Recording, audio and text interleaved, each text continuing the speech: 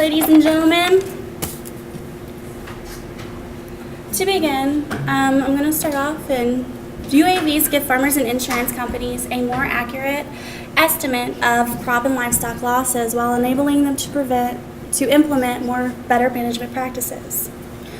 One of the areas that UAVs help is in weather damage. Weather damage for farmers can impact their crops and create astronomical damages. Rain can cause flooding, which can ultimately prevent the crops from growing. Weather damage can actually uproot crops when they get so high and take the roots out of the ground.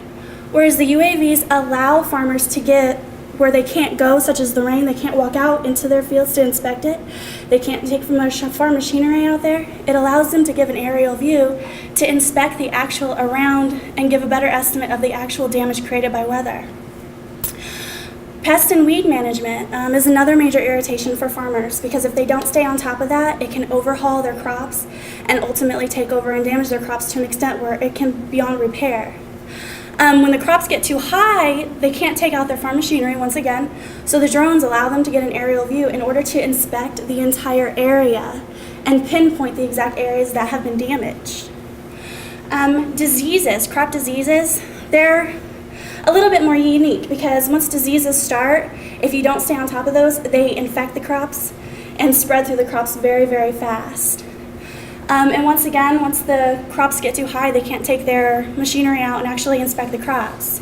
So the drones actually allow farmers to go out and inspect their crops and cover more of an area in a shorter amount of time, so that way they can pinpoint the exact areas of damage. At this time, I'm going to turn it over to Kelsey, and she'll explain a little bit more to you about the livestock. UAV not only helps with the land management, but also helps with the livestock management as well. One example would be the fence lines.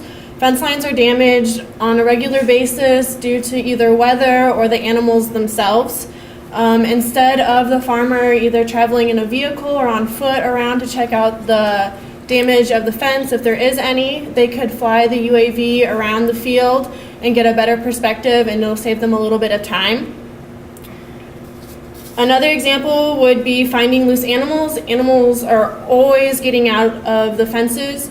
Instead of going on foot or driving around to try to find the animal, who knows how long they have been out already, the farmer can fly the UAV around. It gives an aerial view, better perspective than just on ground, and farmer can find the animal faster. The next example would be detecting sickness in animals. Animals act differently when they're sick, just like how we do, and the farmer can fly the UAV around the pens and find that animal faster, therefore the disease won't be spread as quickly. When disease hits animals, that hits hard for livestock, and also as the consumer, when there's thousands of animals that are lost, the consumer takes effect because food prices go up. And the next example goes hand in hand with detecting diseases as well. A farmer can also check the feed and water instead of going out into the pens every day. If there is a disease, it can be tracked on your feet through the shoes, and you can spread it through other pens of different animals or even other farms. The UAV will help lessen the contact within the animals, and that way the farmer doesn't have to go in directly to the pens all the time to check the feed and water.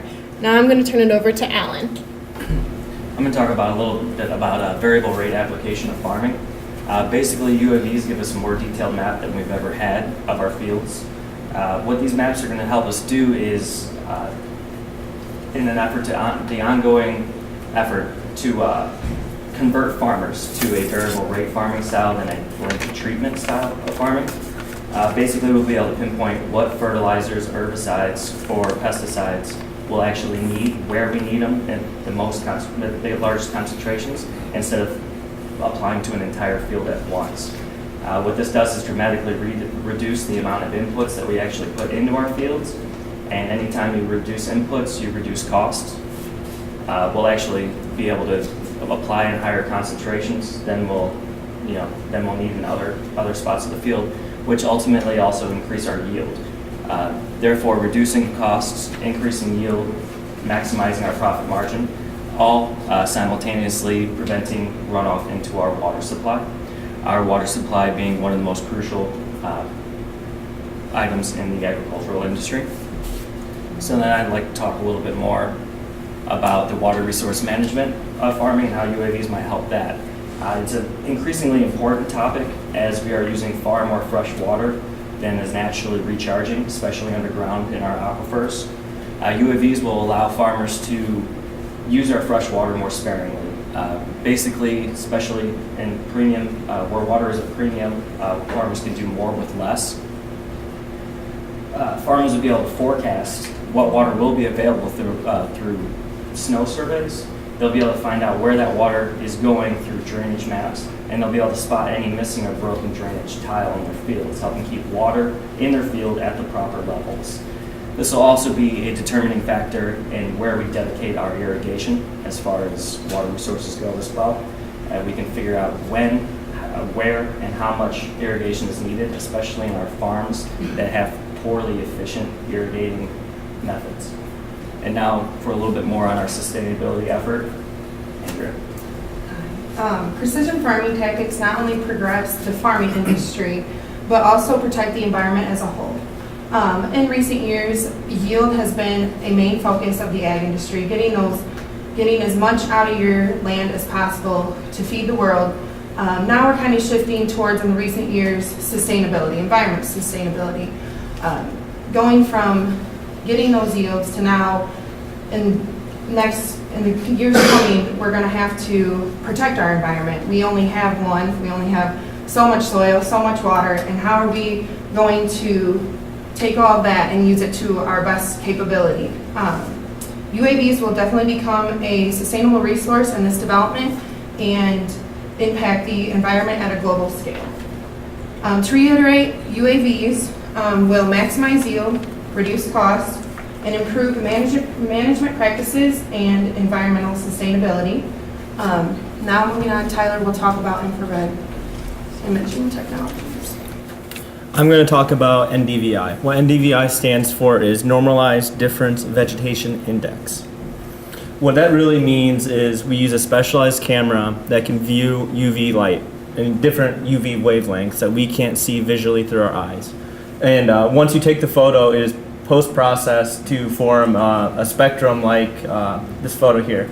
It kind of works like a stoplight. Green is healthy growing plants, yellow is stressing plants, and red is either dead plant tissue or soil or something that is inert that does not reflect the same wavelength.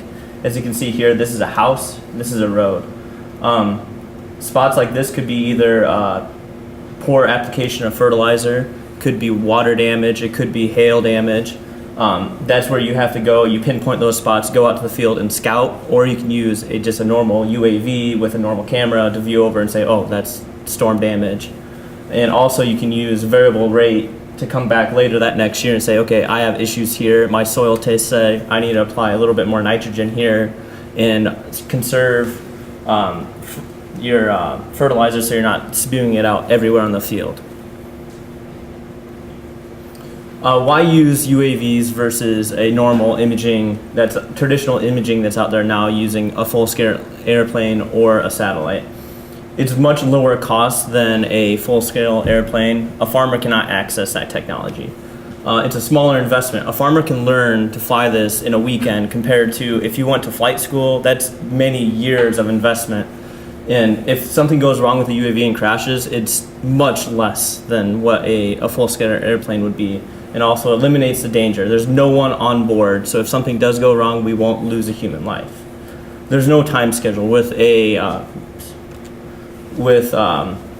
satellite, you have to make sure that satellite is overhead. You only have a certain amount of time to image your field.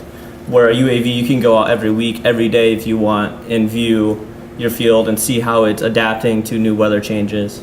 And finally, there's higher resolution. You can get close to the crops, pinpoint areas, and see individual plants and how they are doing compared to a satellite that's up above. You only can get so close to it.